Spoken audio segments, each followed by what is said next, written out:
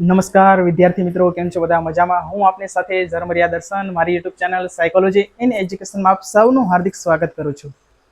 તો મિત્રો, આજે આપણે વિષય મનોવિજ્ઞાન તેમજ સ્પર્ધાત્મક પરીક્ષાના સંદર્ભમાં એક ખૂબ જ મહત્વનો એવો ટોપિક એટલે કે મનોવૈજ્ઞાનિક કસોટીઓ, એના વિશે આજે આપણે છે તે ચર્ચા કરવાના છીએ તેમજ સમજ મેળવવાના છીએ અને એમાંથી પૂછાતા અલગ અલગ પ્રકારના પ્રશ્નો છે જે તમને ભવિષ્યમાં પરીક્ષાલક્ષી પૂછાય એવા પ્રશ્નોની પણ આપણે સાથે ચર્ચા કરીશું. તો ચાલો મિત્રો, તો સૌપ્રથમ આપણે વાત કરીએ કે મનોવૈજ્ઞાનિક કસોટીઓ શું વાત કરવામાં આવેલી છે કે મનોવૈજ્ઞાનિક કસોટી સાયકોલોજીકલ કેવું હોય તો કે સ્કેલ્સ, બરોબર, એવા પ્રકારની કસોટીઓ, એવા પ્રકારની તુલાઓ કે જે મનોવિજ્ઞાન ક્ષેત્રે ઘણું બધું કહેવાય ને કે આગવું યોગદાન ધરાવે છે. પરંતુ એ કસોટીઓ કઈ રીતે બનાવવામાં આવે છે, એનું નિર્માણ કઈ રીતે કરવામાં આવે છે, કઈ કઈ બાબતોને આપણે એમાં ધ્યાન રાખવા જેવી બાબતો છે, તેમજ એની લાક્ષણિકતાઓ શું છે, શું આ મનોવૈજ્ઞાનિક કસોટીઓના ફાયદાઓ છે, તેમજ સામાજિક ક્ષેત્રે અને વ્યવહારિક ક્ષેત્રે આ કસોટીનું કેટલું કહેવાય ને કે મૂલ્ય રહેલું છે, એના વિશેની આજે આપણે સરસ મજાની ચર્ચા કરવાના છીએ. તો ચાલો મિત્રો, વાત કરીએ મનોવૈજ્ઞાનિક કસોટીઓ. તો મનોવૈજ્ઞાનિક કસોટીઓ એ એવી કસોટીઓ કહી શકાય કે જે વ્યક્તિઓના વર્તનના નમૂનાઓનું માપન. વ્યક્તિના વર્તનના નમૂનાઓનું માપન એટલે શું? તો આ એક એની લાક્ષણિકતા તો છે જ, પરંતુ વ્યક્તિના નમૂનાઓનું જે વર્તનના નમૂનાઓનું માપન એટલે કે વ્યક્તિમાં રહેલા વિવિધ પ્રકારના, જો મિત્રો વાત કરવામાં આવે છે વ્યક્તિમાં રહેલા કેવા વિવિધ પ્રકારના લક્ષણો, વિવિધ પ્રકારના વર્તનો, અને એમાંથી કોઈ એવા ચોક્કસ વર્તન માટે બનાવવામાં આવેલી કોઈ કસોટી કે તુલના, બરોબર, એને આપણે મનોવૈજ્ઞાનિક કસોટી કહી શકાય છે. પરંતુ આમ જોવા જઈએ તો કે સૈદ્ધાંતિક રીતે છે આ વ્યાખ્યા એટલી બધી કહેવાય ને કે વિશ્વસનીય ન ગણી શકાય.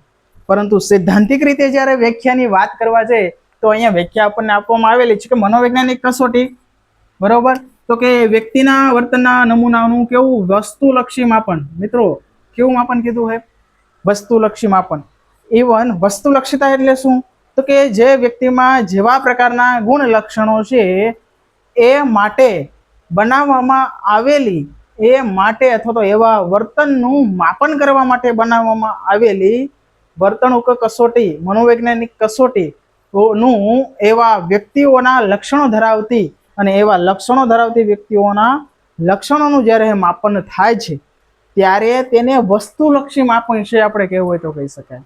માની લો કે કોઈ વધુ પડતું છે એ કહેવાય કે ફોબિયા અથવા તો ભય અનુભવે છે, બરોબર, તો એને લગતી કોઈ પણ તુલના બનાવવામાં આવેલી હોય તો એનું જે તે વ્યક્તિ છે ભયનો અનુભવ કરે છે કે કેમ, સામેવાળી વ્યક્તિ ભયનો અનુભવ કરે છે કે કેમ, જો એમાંનું મેઝરમેન્ટ, એનું આંકલન કે ગુણાંકન છે એ રીતે આવેલું હશે, બરોબર, હાઈ કે લો, તો એ પ્રમાણે દર્શાવશે કે ભાઈ ખરેખર આ વ્યક્તિ છે તે ભય અથવા તો ફોબિયાનો ભોગ બનેલ છે કે કેમ. તો આ થયું વસ્તુલક્ષી માપન, બરોબર, કે ફોબિયાનું જ મેઝરમેન્ટ કરે છે.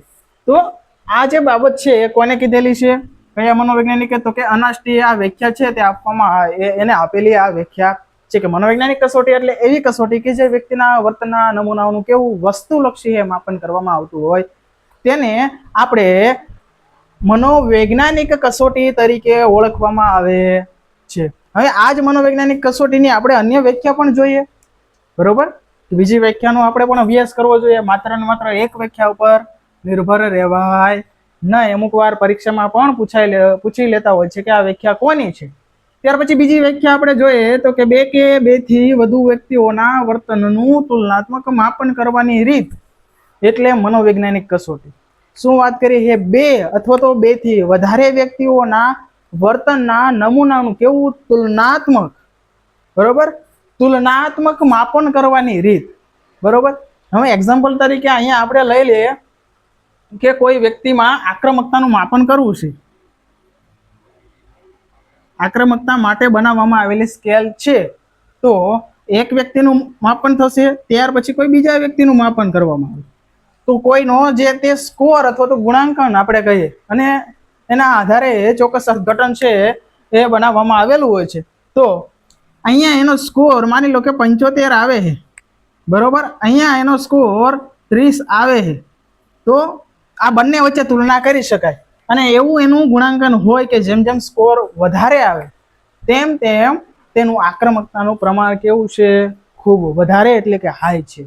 અને જેમ જેમ સ્કોર છે નીચો આવે છે તેમ તેમ આક્રમકતાનું પ્રમાણ કેવું છે? નહીવત છે, અથવા તો છે જ નહીં. તો આ બે વ્યક્તિ થયા, બરોબર. બે વ્યક્તિઓ વચ્ચે એક તુલનાત્મક આપણે અભ્યાસ કર્યો અને એના થકી આપણે કહી શકીએ આનામાં આક્રમકતાનું પ્રમાણ 1 નંબરમાં છે, આક્રમકતાનું પ્રમાણ ખૂબ વધારે છે, જ્યારે 2 નંબરના જે વ્યક્તિ છે એનામાં આક્રમકતાનું પ્રમાણ ખૂબ ઓછું છે. તો શાના આધારે? એના ચોક્કસ આંકડાઓને આધારે, બરોબર. તુલનાત્મક આપણે વાત કરશું પ્રમાણિકતાની કે વગેરે લક્ષણોની, તો એના ચોક્કસ જે પ્રાપ્તાંકો જે પ્રાપ્ત થયેલા, આંકડાઓ જે પ્રાપ્ત થયેલા છે એના આધારે આપણે ચોક્કસ પ્રકારની શું કરી શકતા હોઈએ છીએ? તુલના કરી શકતા હોઈએ છીએ. તુલના દ્વારા માપન કરવાની રીત, બરોબર. કોઈ એક જ હોય તો એનું આપણે તુલના કરી શકતા હોતા નથી. માત્ર એ સમજી શકીએ કે ભાઈ મનોવૈજ્ઞાનિક કસોટી કોઈ વ્યક્તિ છે તો વ્યક્તિના જે તે વર્તનના નમૂનાનું માપન કરે. પરંતુ અહીંયા આપણે ક્રોનબેકે આ એક વિશિષ્ટ વ્યાખ્યા આપી કે માત્ર ને માત્ર વર્તનના નમૂનાઓનું જ માપન નહીં, પરંતુ વ્યક્તિઓના વર્તનના નમૂનાનું કેવું? તુલનાત્મક માપન કરવા માટે જે કસોટીનો ઉપયોગ કરવામાં આવે છે તેને મનોવૈજ્ઞાનિક કસોટી તરીકે ઓળખવામાં આવે છે.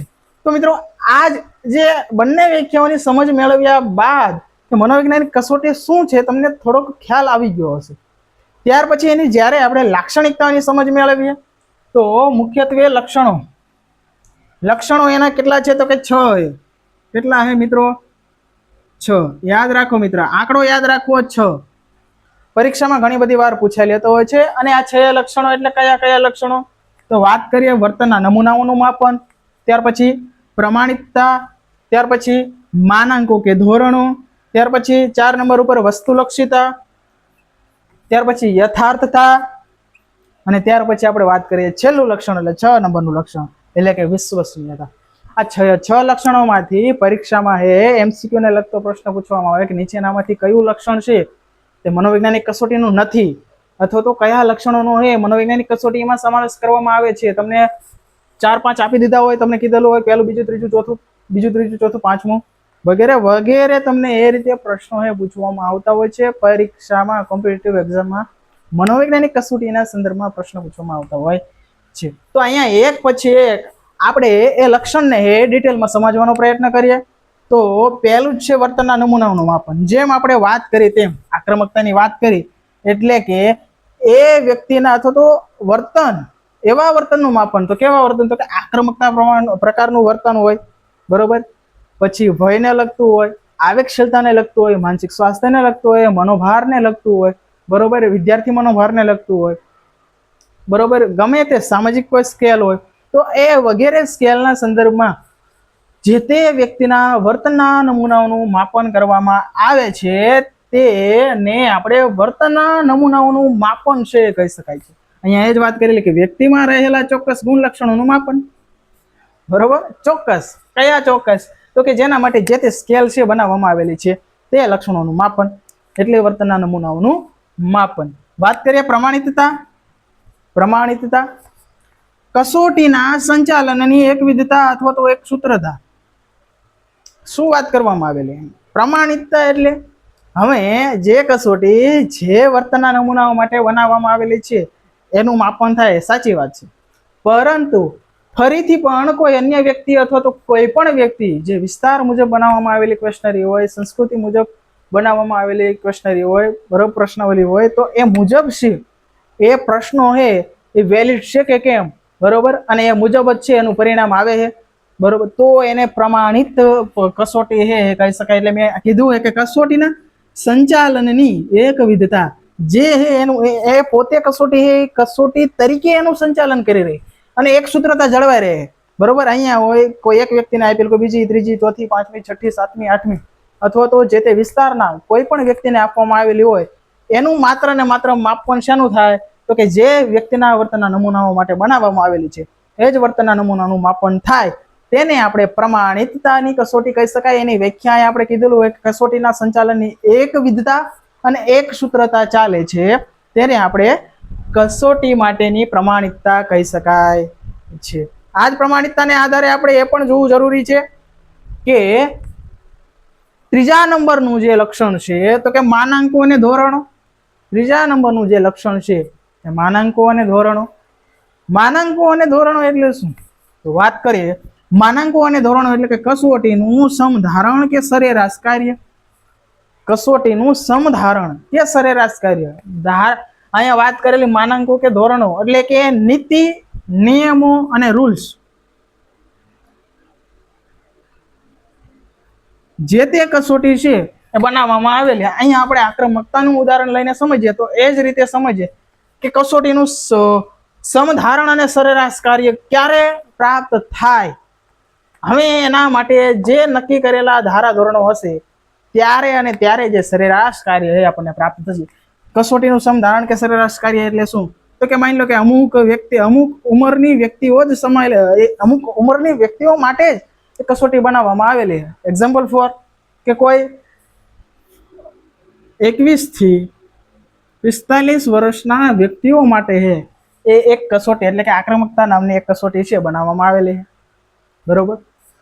તો એનું શું થયું? એક માનાંક કે ધોરણ નક્કી થયું કે ભાઈ આ જે આ સિનેરિયામાં આવે એ જ વ્યક્તિઓને આપણે આ પ્રશ્નાવલી આપી શકાય, બીજા કોઈને આપી શકાય નહીં. આ પ્રશ્નાવલી તેમ બાળકોને લઈને જઈને ફિલઅપ કરાવરાવો તો એ છે એનું કસોટીનું સમધારણ કે સરેરાશ કાર્ય એ પ્રાપ્ત થાય નહીં. શા માટે? કારણ કે એનું એક ધોરણ નક્કી કરેલું છે. એ જ રીતે જાતિના સંદર્ભમાં પણ હોઈ શકે. બરોબર. પછી સામાજિક દરજ્જો, આર્થિક દરજ્જો, બરોબર, વ્યક્તિક ભિન્નતા,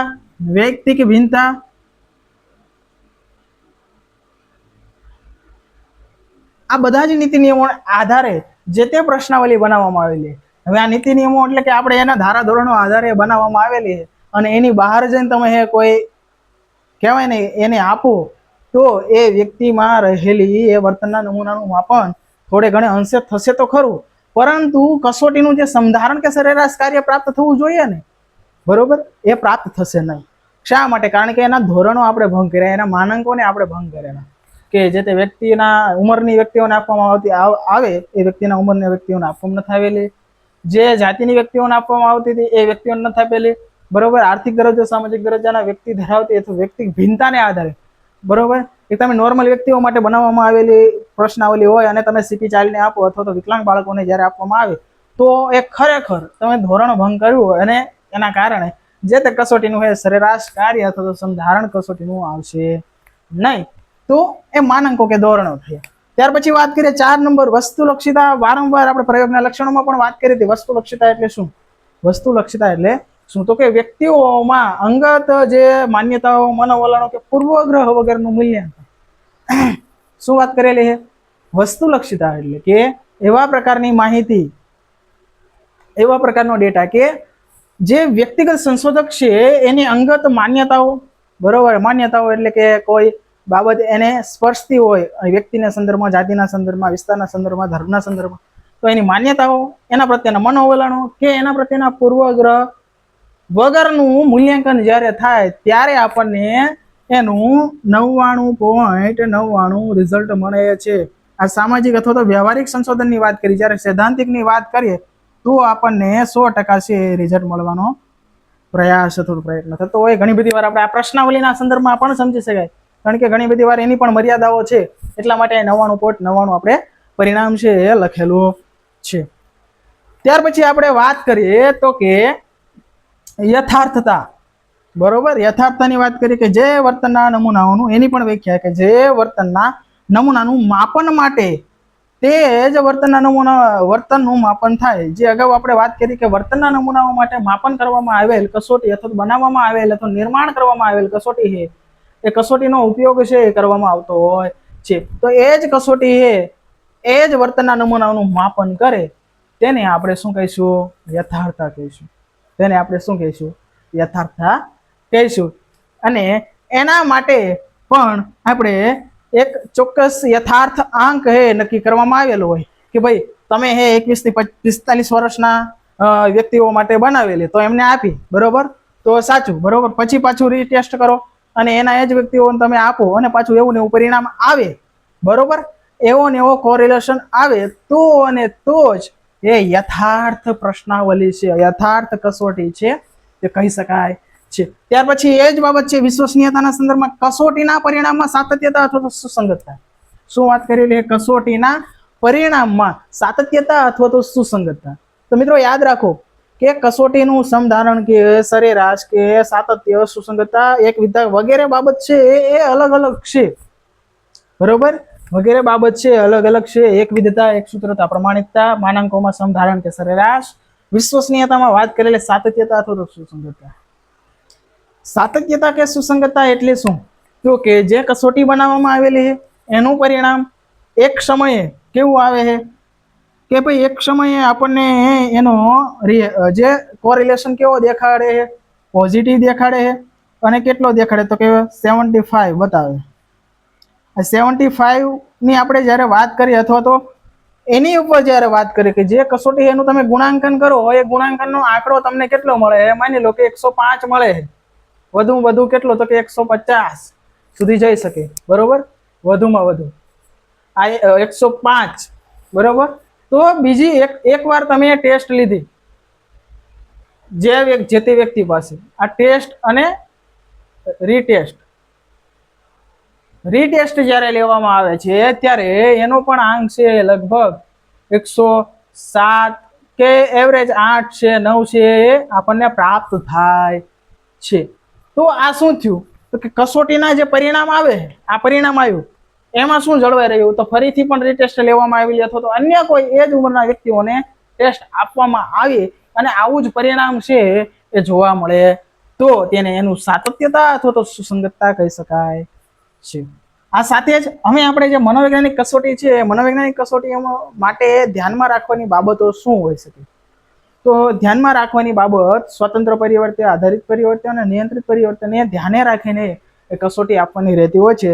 એટલે કે વિસ્તાર એટલે ભૌગોલિક વિસ્તાર હોય, જાતિ પરિવર્તન હોય, કોઈ પણ જે તે તમે સંશોધન હાથ ધરો, એ હાથ ધરેલા સંશોધનને આધારિત પરિવર્તન તરીકે તમે પસંદ કરો, એ પરિવર્તન જે તે વ્યક્તિ માટે કેટલું હોય એ ઇફેક્ટિવ રહેશે અને એનું પરિણામ છે સમાજ માટે કેટલું ઉપયોગી બનશે, એના સંદર્ભમાં મનોવૈજ્ઞાનિક કસોટીઓને આપણે બાબતને છે, અમુક બાબતો છે ધ્યાનમાં રાખવી ખૂબ આવશ્યક બનતી રહેતી હોય છે. તો એક સંશોધક તરીકે ભવિષ્યમાં એવું પણ બને કે તમે પણ છે કોઈ મનોવૈજ્ઞાનિક કસોટીનો ઉપયોગ કરીને કોઈ પણ સંશોધન છે એ હાથ ધરો ત્યારે આવા પરિણામો અથવા તો આ જે બાબત છે તમારે પણ લાગુ પડે એવું પણ બની શકે છે. તો આજ સાથે આપણે આજે એક સરસ મજાના પ્રશ્ન એટલે કે મનોવૈજ્ઞાનિક કસોટીઓ, એની વ્યાખ્યા, તેના લક્ષણો અને વિવિધ જે એક્ઝામ્પલ સાથે સમજવાનો છે એ પ્રયાસ કર્યો. જો મિત્રો આ તમને પ્રશ્ન સમજાણો હોય તો તમે લાઈક, શેર અને સબસ્ક્રાઇબ કરી શકો છો. આ સાથે જ મને સાંભળવા બદલ આપ સૌનો દિલથી ખૂબ ખૂબ આભાર. જય હિન્દ, જય ભારત.